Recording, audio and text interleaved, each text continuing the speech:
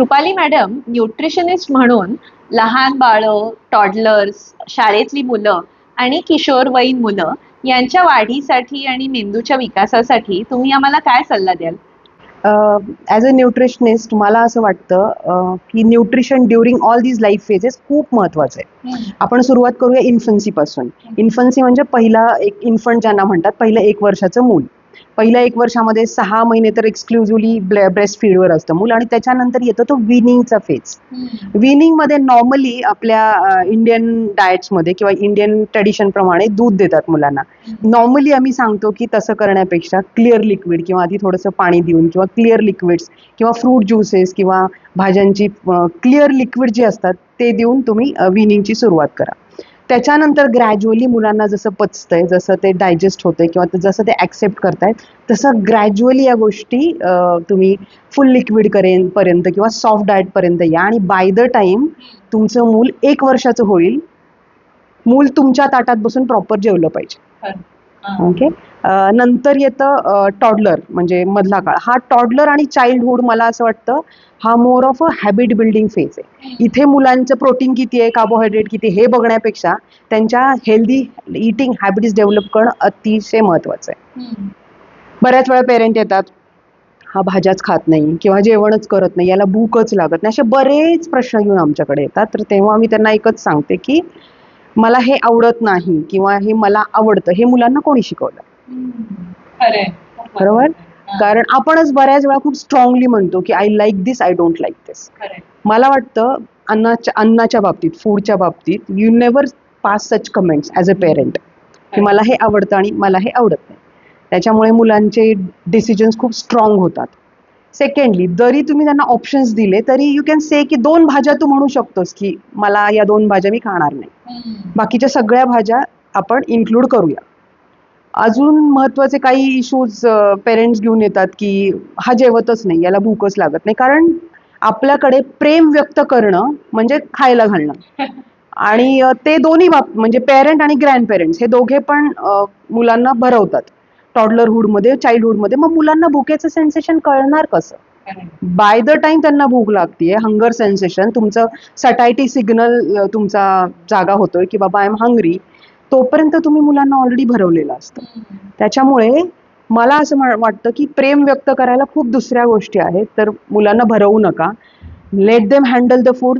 काय होईल, फार तर मेस करतील no, but let them handle, let them eat on their own. अगदी लहानपणापासून जसं मी सांगितलं, 1 वर्षाच्या मुलाला तुमच्या पाना शेजारी बसून खायला सुरुवात करू द्या.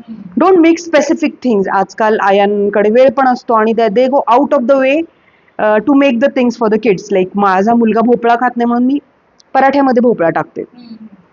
आय थिंक एका एक्सटेंडपर्यंत त्या गोष्टी ठीक असतात, पण मला असं वाटतं की तुम्ही जे होम कुक्ड फूड खाता ती प्रत्येक टेक्स्चरची सवय मुलांना लागली पाहिजे. त्यांना इन्व्हॉल्व करणं कुकिंगमध्ये, त्यांना बाजारात घेऊन जाणं, मार्केटमध्ये भाज्यांना टच करायला लावणं किंवा जस्ट स्मॉल छोट्या छोट्या गोष्टीमध्ये त्यांना इन्व्हॉल्व करा. जस्ट गिव्ह देम लाईक की आपण आज सगळेजण आपण प्लेटिंग करूया, you help in plating the food. या सगळ्या गोष्टींमधून पण त्यांची involvement towards the food change होते. अजून एक महत्त्वाचा मुद्दा आहे, जंक मागतात मुलं. आपण ऑब्झर्व केलं ना तर आपल्यापेक्षा ह्या मुलांना एक्सपोजर खूप जास्त आहे फूडचं आणि जंक फूडचं, राईट? त्याच्यामुळे यू कांट ब्लेम देम. आपण त्यांना ब्लेम नाही करू शकत की बाबा तू फार जंक खातोस किंवा तू का एवढे जंक मागतोस. Everywhere they will get the junk. आपल्याला तेवढं एक्सपोजर नव्हतं. मग अशा वेळेस काय करायला हवं, ते घरात एक रूल करायला हवा. ओके, आपण जंक खाऊया, पण वन्स इन अ 15 days किंवा once in a month will have 1 junk. असा साधा सोपा नियम केला आणि तो सगळ्यांनी पाळायला हवा, राईट? घरात जर कोक आणि पेप्सीच्या बाटल्या फ्रीजमध्ये आहेत आणि तुम्ही मुलांना सांगताय aerated drink is not good for you, they mimic you, right? त्याच्यामुळे मला असं वाटतं की तुम्ही स्वतः आधी डिसिप्लिन व्हा as a parent. You start eating healthy. Don't pass comment I like it, I don't like it to the food. अन्न हे पूर्ण ब्रह्म म्हणून सगळ्यांनी एकत्र बसून नो स्क्रीन टाईम. स्क्रीन कोणीच नाही, मग सगळ्यांचे मोबाईल, सगळ्यांचे स्क्रीन ऑफ असले पाहिजेत when you are eating together. ह्या सगळ्या गोष्टी केल्या तर या पर्टिक्युलर एजमधल्या मुलांना चांगल्या सवयी लागतील खाण्याच्या. कारण the moment they enter into teen age or pubertal age, disciplining them, त्यांना सवयी लावणं किंवा त्यांना काउन्सल करणं specially in eating becomes very difficult. आणि कुठचा आहार द्यायला हवा किंवा काय काय इन्क्लूड करायला हवं हे जर विचारलं तर protein is extremely important. Indian डाएटमध्ये प्रोटीन खूप कमी असतं. आपलं डाएट कम्प्लिटली कार्ब बेस्ड असतं की एवढा भात खायलाच हवा, एवढी पोळी खायलाच हवी. पण त्याच्याबरोबर डाएटमध्ये प्रोटीन कुठे? प्रत्येक वेळेस आईनी किंवा पेरेंटनी हा प्रश्न स्वतःला विचारला पाहिजे, where is a protein in my child's plate. मग प्रोटीन कशामध्ये असतं? तुम्ही जर व्हेजिटेरियन असाल, दूध, दही, ताक, पनीर याच्यात ज्याच्यात प्रोटीन आहे, कडधान्यांमध्ये प्रोटीन आहे. तर हे protein rich food 25 to 30% of the whole meal तुमच्या मुलाच्या प्लेटमध्ये असलं पाहिजे. If you're a non vegetarian, eggs आहेत, मीट, फिश, पोल्ट्री हे सगळे सोर्सेस आहेत, पण 25% ते 30% भाग या प्रोटीनचा प्रत्येक मीलमध्ये शक्यतो असणं गरजेचं आहे. अगदीच नाही झालं तर ऑन अन ॲव्हरेज तुम्ही वीकली एक ॲव्हरेज करू शकता की माझ्या मुलांनी किती प्रोटीन किंवा किती अदर न्यूट्रिएंट्स घेतले आहे. अशा प्रकारचं मुलांचं डाएट असावं साधं. खरंच याचा म्हणजे पालकांनी विचार केला तर खरं तर याच्यात खूप अवघड काही नाहीये. पण आपण कसे वागतो मुलांच्या समोर, आणि मुलांनी जर एखादी गोष्ट करायला हवी असेल तर आपण स्वतः रोल मॉडेल करतोय का नाही, हे आय थिंक तुम्ही म्हटल्यामुळे आमच्या लक्षात आलंय. सो मला खात्री आहे की आम्ही आता हे आचरणात आणू. रुपाली मॅडम, बरेचदा पालकांना हा प्रश्न असतो की मी माझ्या मुलाला शाळेत डबा भरून दिला होता, तो त्यांनी खाल्ला नाही, डबा अर्धा परत आला, तसाच परत आला. तर त्याविषयी तुम्ही आम्हाला काय सल्ला द्याल? हो, खूप छान प्रश्न आहे ॲक्च्युली हा. जेव्हा मी शाळेत जाते आणि मुलांचे डबे चेक करते, तेव्हा बऱ्याच वेळा डब्यांमध्ये पास्ता, मॅगी किंवा पोळी दिलेली असते आणि त्याच्याबरोबर लोणचं किंवा सॉस, पराठा आणि सॉस, जे सगळं एकत्र झालेलं असतं. त्याचे टेक्स्चर आणि सगळं एक मेसी असतात त्या गोष्टी. त्याच्यामुळे मला असं वाटतं पेरेंटनी मूल डबा खात नाही याच्या मागचं कारण शोधणं आवश्यक आहे. आपण जे पॅक करतोय ते 2 तासानंतर मूल डबा उलटा करणार, खाली पाडणार, या सगळ्या प्रकारातून 2 तासानंतर त्याचं टेक्स्चर कसं असेल, त्याची कन्सिस्टन्सी कशी असेल, या सगळ्या गोष्टींचा विचार करून मुलांना पेरेंटनी डबा द्यावा. त्याच्यामुळे मला असं वाटतं इनोव्हेशन इथे त्यांनी किंवा क्रिएटिव्हिटी इथे दाखवावी. त्यांना चांगल्या शेपमध्ये, वेगवेगळ्या टेक्स्चर्समध्ये पराठे किंवा पोळी किंवा जे सँडविचेस तुम्ही देताय ते द्या.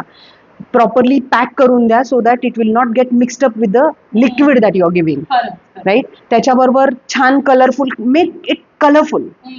त्यांना उघडल्याबरोबर ते खावंसं वाटलं पाहिजे. सगळे कलर, रेनबो कलर, छान वेगवेगळ्या कलरमध्ये हा टिफिन मुलांना द्या.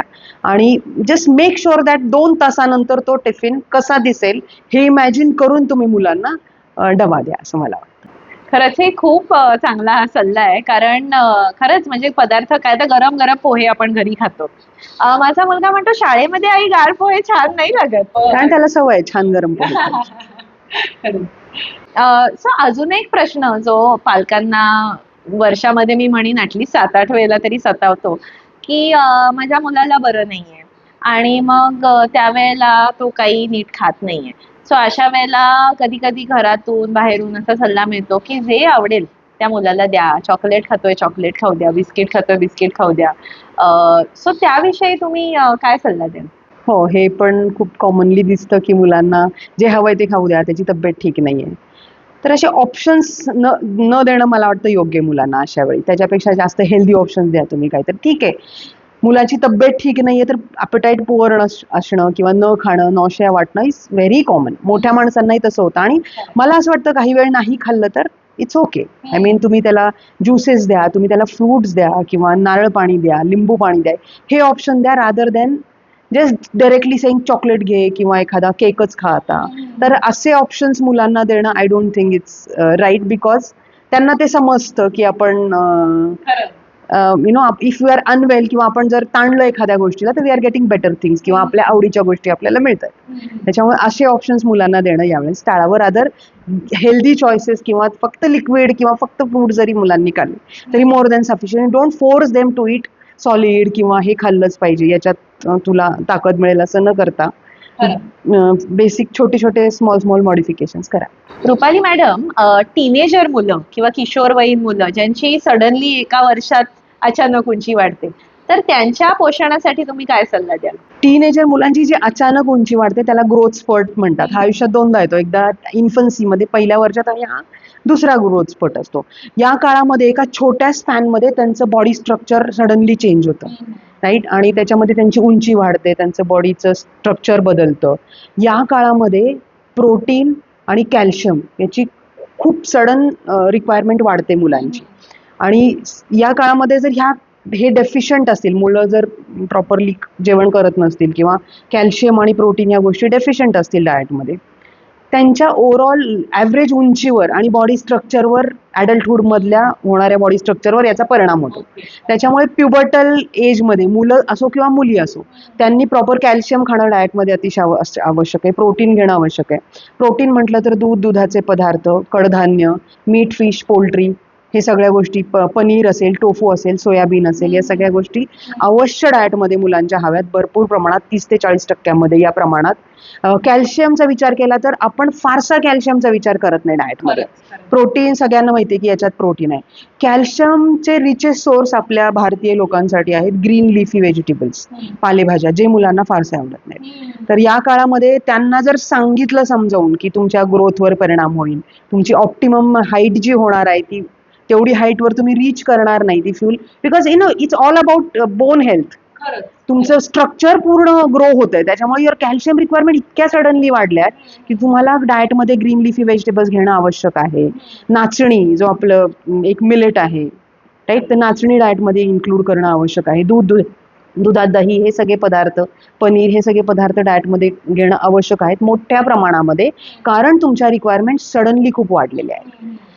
हे मुलं आणि मुली दोघींच्या बाबतीत. मुलींच्या बाबतीत मिनार्की म्हणजे त्यांचा पहिला पिरियड येतो आणि तेव्हा most of the Indian girls are iron deficient, anaemia असतो त्या काळामध्ये. Normally girls are deficient in iron.